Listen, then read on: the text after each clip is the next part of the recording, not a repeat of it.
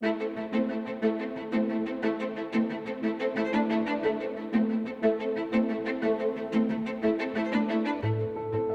to Centropolis, a regular visit with authors and ideas, characters and events to find the life of the mind in the heart of the country. I'm Crosby Kemper, director of the Kansas City Public Library. With me today is Candice Millard, author of 3 best-selling books, at least we hope the third will be, Hero of Empire, just out in September.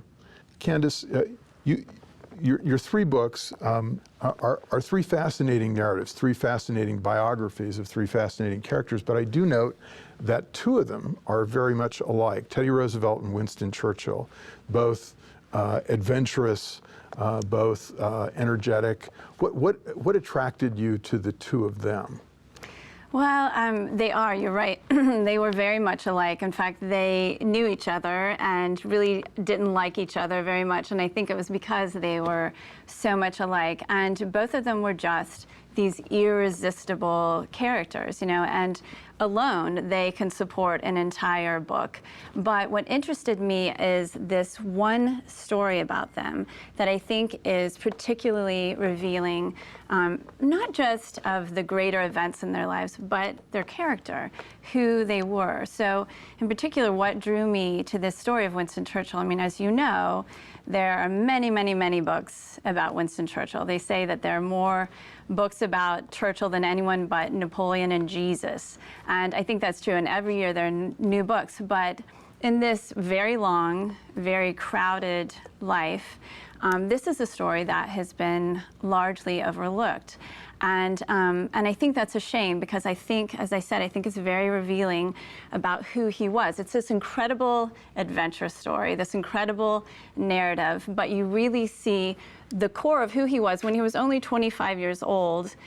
It's very much like the man he would become 65 years later during World War II when his country needed him the most. And of course, the River of Doubt is, the Churchill book is about Churchill in one of his first great adventures. The one, he was already famous. He was the son of a prominent politician and aristocrat, Lord Randolph Churchill, the grandson of the Duke of Marlborough, etc., descendant of the Duke of Marlborough, famous military leader of the early 18th century. And so he's already famous in some ways, but this actually makes him very famous, gets him elected to Parliament. What happens to him, and tell a little bit of the story. It's the Boer War. Right. The British are totally unprepared. He lands with General Buller, who's come to save the British, who are surrounded at Ladysmith, etc. Right. So as you say, he's incredibly ambitious. He is known because of his father, but he feels very strongly that he needs to make a name for himself. And he actually ran for Parliament before the war and lost. Right. And he's devastated and he's frustrated. And so at that point, he's only 24, but he thinks that everything has ended and he's sort of lost hope. And he realizes what he needs is another war. He needs another chance to prove himself on the battlefield. And so when he hears whispers of a war possibly brewing between the British and the Boers in South Africa, he thinks that this is exactly what I need. And so he fans the flames himself. He gives speeches saying, this, you know, we really need to uphold our personal pride and win this land for the empire. And he's been a part of the military. He was in the Hussars and on the Northwest frontier and the Battle of Omdurman. Though at Omdurman in 1898, just before this, he's actually a correspondent at that point too. He's both. And now he's a correspondent again. He's actually the highest paid war correspondent maybe in history already at the age of 24 or 25. I know. Again, just to emphasize how ambitious he was. He's 24 years old when the war starts. This is his 4th war on 3 different continents. He's written 3 books. He's run for Parliament. He's just this bundle of energy and ambition. So he heads out to South Africa. He's on the first ship with Buller, as you say. He's going to be the commander. Relieve the That's right. They call him the steamroller. And everyone's very confident. So this is October, and they're like, this is just another colonial war. We'll have it wrapped up in time to celebrate a Christmas. You know, it's not a big deal, and it's going to be great for the empire. So they land in South Africa, and things go wrong very quickly. By the time they get there, one of their most famous generals has died. They're losing battles, and they realize that this isn't a colonial war. The Boers aren't like anyone they've gone up against guerrilla for warfare. 50 years. It's guerrilla a warfare. people's war. Yeah, exactly. It's people who, this is their land, this is what they care about. And it's not just their land. They're very religious people, and they feel that God has granted them this land. And they're also very sophisticated. You know, they had seen this war coming. They've been stockpiling weapons from Germany. They have better weapons in many cases than the British, and they know how to fight. They know this terrain, and as you say, they're using guerrilla warfare tactics, where the British, I mean, they've only recently given up their red coats. They're grumbling about these khaki uniforms that aren't glamorous, they're not dashing, and they're still fighting in line formation. Lines and squares. Standing up to the slaughter, right? Yeah. And they think that it's humiliating and debasing to even duck. You know, they don't hide, right. Right? And so they are being slaughtered, and here comes Winston Churchill. And he boards the train, the famous armored train, a really stupid way of standing. Another way the British are just standing out. It's a big train on tracks, goes only in one direction. Come get us, blow us up, and they did. And so he's captured. Right. And here again, this tells you so much about who Winston Churchill is. So he's not even in the military at this point. He's a war correspondent. He's one of the very few civilians on this train. And when it's attacked by the Boers, he takes over and he starts giving orders. And again, he's 24 years old. He's not in the military, and everybody listens to him. They do exactly what he says. And he ends up saving a lot of lives and getting part of the train back to their camp and saving some lives. But he himself, to his great frustration and outrage, is captured by the Boers. And he immediately thinks about escaping. He's not about to be kept down, along with a couple of his colleagues, Haldane and Brockie, but he manages to get out, and they don't. They're a little miffed about that. He climbs over, thinking they're right behind him. He climbs over the fence, and so then he's all alone. He escapes by himself into the veldt, and you have a wonderful description of the landscape, as you do as well in River of Doubt with Teddy Roosevelt in the Amazon. You worked for National Geographic for a while. It seems to me it's obvious that that background served you well, and it's the best description of the many books you say about Churchill. Yours is the best description of the actual landscape that he has to go through to make it, down the rail line initially, and find these Englishmen. He's also, and Teddy Roosevelt is until the very end. He's also incredibly lucky. Yes. Somehow absolutely. he makes his own luck. You have the feeling that he's bound to be lucky because of his courage and intelligence and his thrusting behavior.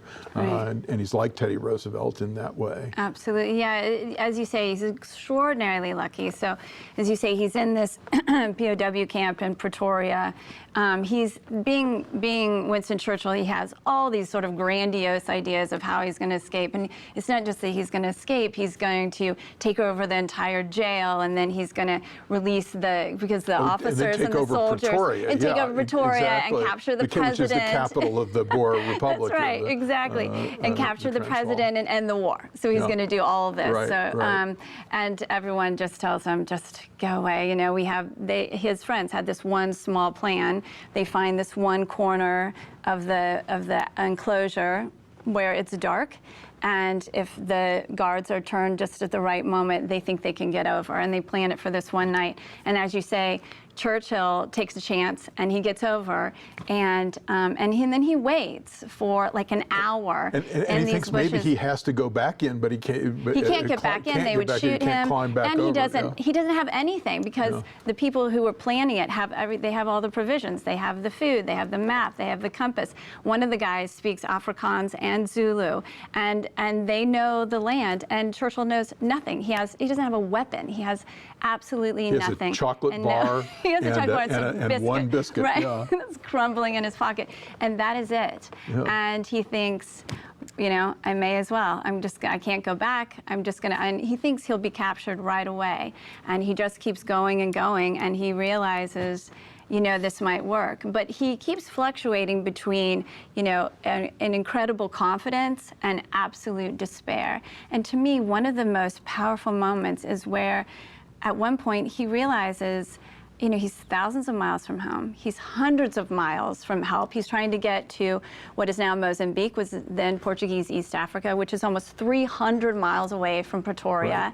Right. He doesn't have Taking any months plan. to walk there. Exactly, Yeah. and no way to get food or help of any kind. And armed men are all over the veldt, yes, and the they Boers know the are landscape. outraged and humiliated and determined to find him. Because as soon as he's gone, it becomes an international story, too. Absolutely, yes. They're furious, and there's a real possibility that if they catch him, they will kill him. Right. And he knows this. And at one point, he gets down on his knees and he prays for help. And you know, Churchill was not a religious man. Yeah. He wasn't. He wasn't a fan of organized religion, but he believed in God, and he was desperate, and he needed help. And it was soon after that, and so he's sort of jumping on trains and jumping off and hiding. And as soon after that, as you say, that he sees these fires in the distance that he thinks are an African village, and he thinks, well, the native Africans were treated horribly by the Boers, and they're as much an enemy to the Africans as they are to the British. He thinks, well, maybe they'll help me. You know, maybe I can convince them to guide me. But he gets closer and he realizes it's not an African village. It's a colliery, and he knows he's taking a horrible chance, because most Englishmen have been forced out of the country by that time. Right. But he walks out of the gloom and he knocks on the door. And it turns out to be an Englishman. Yes. Who, on the other side of the door. What are the odds? I know. Total luck, and they hired him, yes. hide him in the mine for a while. 3 days in this coal mine shaft with these white rats.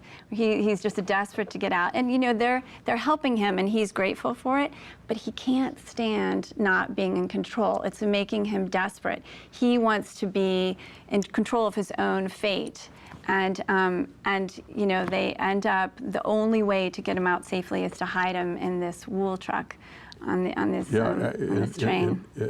And so he's hiding in a bale of wool, or whatever you would call it, for a couple of days. Is it? Yeah. Right. It takes him so he is able to finish another more than 100 miles going into Portuguese East Africa. But he's really lucky, because one of the guys decides at the last minute, I'm going to ride with him, because he knows that at every stop, the Boers are checking. They're still searching for Winston Right. Churchill, and they're going to stop trains, so they're going to check the cars, and many times this guy has to bribe officials not to search this car where Churchill's hiding. Right. Only the last guy won't take a bribe. Yeah, that's right. And the train has to go on without his friend. Yeah, and he gets off the train, so Churchill's alone, not knowing it, and gets into Portuguese after, starts shooting his pistol off, which seems like a pretty dumb thing to do. But he's 25, yeah, right? Yeah, he's 25. The extraordinary thing that you talk about that I had not remembered from my readings about Churchill is that he gets to Lourenço Marques, to the capital of Portuguese East Africa. They get him, they take him on the first boat they can get him on to go back to British South Africa. And as soon as he gets there, he wants to go back. Right. He wants to go Right. back into battle, Right. even though he's a war correspondent, Right. and he could probably go home, and as he does eventually, to huge crowds, and Right. you know, the book that he'll write that will be a bestseller, et Right. cetera, et Right. cetera. But he wants to go back into battle, and he only comes back home once he realizes there are going to be no more big battles. It's all going to be guerrilla warfare and the mopping up. Yeah, and- he's mad. He wants to get back at these guys who made his mad life at the- hell, you mad know. at the Boers. And the incredible thing to me, one of my favorite parts of the story is that he not only goes back and fights in some of the most important battles of the war, but he goes into Pretoria the day Pretoria falls to the British. Right. And he releases his friends from the prison. The men he had been in prison with. He helps to free them, and they hoist up the Union Jack in place of the South African flag. And it's just this incredible moment. It's such a great story. story. You know, one of the interesting things, I mean, as a reader and also as a librarian, that makes me happy is that Churchill, like Roosevelt, they're both great readers. They were tremendous readers, reading under any circumstances. And Churchill is reading, is it Kidnapped, or is he reading Robert Louis Stevenson while he felt a connection, while he's doing all this. It also reminds me of the great story of Roosevelt when he's out in the South Dakota Badlands, and he captures these 3 guys who've stolen his skiff, and it's 3 days out from the nearest jail. He has to walk them back. He has to try and stay awake the whole 3 days. And what does he do to keep himself awake? He reads Anna Karenina, right? And when he goes off, you talk about the books that Kermit Roosevelt and River of Doubt. You talk about the books that Kermit Roosevelt took with him, the Iliad and the Odyssey, when they go down the 1,000 miles of the River of Doubt, the unexplored Amazon River, and of course the Iliad and the Odyssey in Greek. Of course, right. How else to read it's it? Like Churchill, as you talk about in The Hero of the Empire, when he's in the Northwest frontier before the Boer War, essentially with Afghanistan. He's reading Gibbon. He's reading the great historians. He's self-educating, you know, because he didn't go to college. He went to military school, and he felt this loss, you know, at that point. And so he's sort of self-educating, but it's interesting because he's very aware of the dangers of self-educating. You know, you can read and read and read, but sometimes you need some guidance, you know, and you need some balance, you know, because you can go down a road really far without realizing that there's another point of view. And he was very aware of that. Yeah, he was always writing to his mom, send me more books, send me more books. Right. And yeah, he was an incredible reader and an incredible writer. You know, I think most people forget, you know, Teddy Roosevelt won his Nobel Prize for peace. But Churchill for literature. For literature. Yeah, no, he's just, and it's a gift to somebody who is writing about him just like it is for Roosevelt, because you can quote them all day long and it makes you sound good, you know, because they're just so eloquent. Now, in between writing your books about, both magnificent books about these 2 outsized characters, you wrote the book Destiny of the Republic about James Garfield, and he's a character who, until you wrote the book, was sort of lost to history. A president that we didn't know much about, one of the boring Ohio presidents, someone once said, and he's assassinated, you know, shortly after taking office, not too long after taking office. But you found him, and the reader finds him a fascinating character, a self-made man, highly educated. I think at one point you say maybe the best educated American president. One of the most brilliant, absolutely. Yeah, he was an incredible classicist. I mean, he knew the entire Aeneid by heart in Latin. I mean, he wrote an original proof of the Pythagorean theorem while he was in Congress. And you know, he didn't have shoes until he was 4 years old. He was our last president born in a log cabin. And so what he overcame, it was just this incredible inspiration, as you might imagine, to the country, to his fellow Americans. But the similarity between the 3 books is that these are unknown stories, again, that I feel they're small, and so I can dig deep, and I feel like they're very illuminating about the person in the time. At least I hope they are to the reader, and they certainly were to me. And with Garfield, I didn't set out to write about Garfield or even another president. You know, I was researching Alexander Graham Bell, and I was interested in another science story, and I stumbled on this story of him trying to help save Garfield's life. And so, like most Americans, I didn't know much about him at all, and I start researching him and realize he was incredible. I mean, he was not only a brilliant person, he was incredibly brave, incredibly kind. There was great integrity. Yeah, absolutely. And modest. Absolutely. He didn't intend modest. to become president. No. It's one of the great convention stories. It is. That was something I learned in the book. On the 30th ballot, he becomes known. He was actually giving a speech. He stood up and tried to resist it for another man. For another candidate. Absolutely. Yeah. So he's I you know, came to admire him, but I didn't set out thinking, you know, James Garfield, he was this incredible person. I want to write about him. I discovered him just as the readers do, and took him as I found him. And you know, that story of Garfield the man is one story, and then the story of his death, which was really not an assassination by the guy who's convicted of shooting him correctly, but by his doctors. Really, he's assassinated by his doctors. No, it's a sort of a double tragedy, you know, because he never should have died. He never, I mean, the man who shot him, Charles Guiteau, was insane, and his family and friends knew that for many years. And at every point, it was just a time in our country when you could just disappear. And every time they would try to help him and get maybe institutionalize him, he would sort of disappear. And so to have him so close to the president, at one point being able to walk into his office and hand him his application, you know, for some diplomatic post is just stunning to think of today. But you're right. But the bullet went through his back. It didn't hit any vital organs. It didn't hit his spinal cord. And today he would have had maybe a night in the hospital. Even at the time, he almost surely would have survived. Yeah. One of the extraordinary moments is Alexander Graham Bell invents this thing, the induction balance, with a little bit like an X-ray machine where you could find the bullet, and they only allow him to look at one side, the wrong side of because the Garfield's doctor had body. publicly stated that's where it was. Yeah, who's Dr. Bliss. Doctor. His first name was Doctor. Yeah. Dr. Bliss. Again, I mean, again and again, these stories from history, they really are stranger than fiction. You can't believe it. You know, if someone had put that in a novel, you'd be, that's ridiculous. You know, I don't buy it. So, biography is in your hands a wonderful narrative device about character, the development of character, about these people in unusual circumstances with outsized personalities and outsized effects on the world. What attracts you to biography?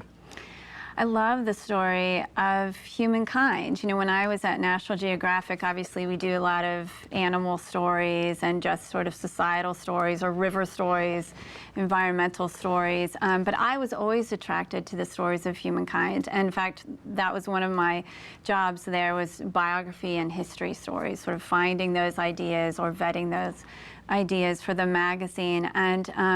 And I think it sort of gets to the heart of who we are. What's interesting to me is that some of these characters I write about, some of these historical figures, especially someone like Winston Churchill or Theodore Roosevelt, they loom so large in our imagination that they can seem almost mythical. And so I love when I start researching them, when I have some connection to them, you know, if even going to where they lived or holding their journal or something, this a tangible, visceral reminder. This is a human being, just like we are human beings, you know. And and it was interesting to me when I was finishing my first book, The River of Doubt. I think you know, I gave birth to my second child, who was born with neuroblastoma, which is a type of children's cancer. And I didn't see it coming, and we were thrust into this world, and we're terrified, and she's fighting for her life over a period of 2 years. And it was in that time, in that moment, when I'm sitting in those hospital rooms at Children's Mercy with her, and there are the beeping lights, and she's getting chemo, and I don't know what's going to happen. I suddenly realized that's what it was going on with Theodore Roosevelt on this river. It wasn't about proving something to somebody else, or, you know, charting an unmapped river, or even saving his own life. It was about saving his son's life. You know, his second son was with him on this river, and he finally realized that the best way to save his son was to let his son save him. And I got it. And I felt this connection that after years of trying to understand him, that I had never really felt. And I realized this is just the human condition. You know, this is something that we all share, and it's a way that we can better understand these historical figures that we try to write about. And you have a great connection not only to the main characters in your book, but talking about Kermit Roosevelt or the Brazilian explorer that both Candido Roosevelts get Rondon. to know, Candido Rondon, who becomes a fabulous character. He's a great Brazilian hero, I Yeah. understand. Yes, absolutely. And your description of him, he won't fire at the Indians. They go through a territory with an Indian tribe that no one has ever seen before, Right. and they don't know how hostile they are, and they are fairly hostile. Yes, very, actually.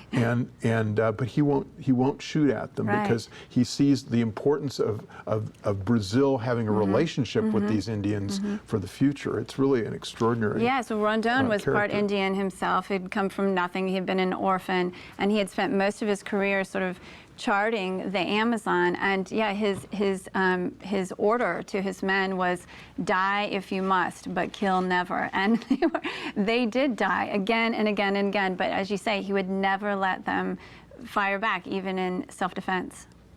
Extraordinary. And it seems to me that these larger-than-life characters that you describe, that there's something in biography that allows us, as you've just said, to be in touch with them at a very personal level in the way that you write. Who's the next character that you want to write about? That's a good question. I have 3 possibilities, and I haven't had enough time to do enough research to know which one will work or if any of them will work. But I'm really excited to jump in and find out. It's such a fun process, and I feel so lucky to be able to do this. We're all lucky to be able to read your books. You tell a great story at the Thank end you. of River of Doubt that I think applies to all 3 of your books. It's George Cherry, who is an explorer who went with Roosevelt down the Amazon. And he said about Roosevelt, and I could say about all 3 of these characters, to know him is to love him. Thank To you know very these much. books is to love them. Thank you, Candace Millard. Thank you so much, Carl.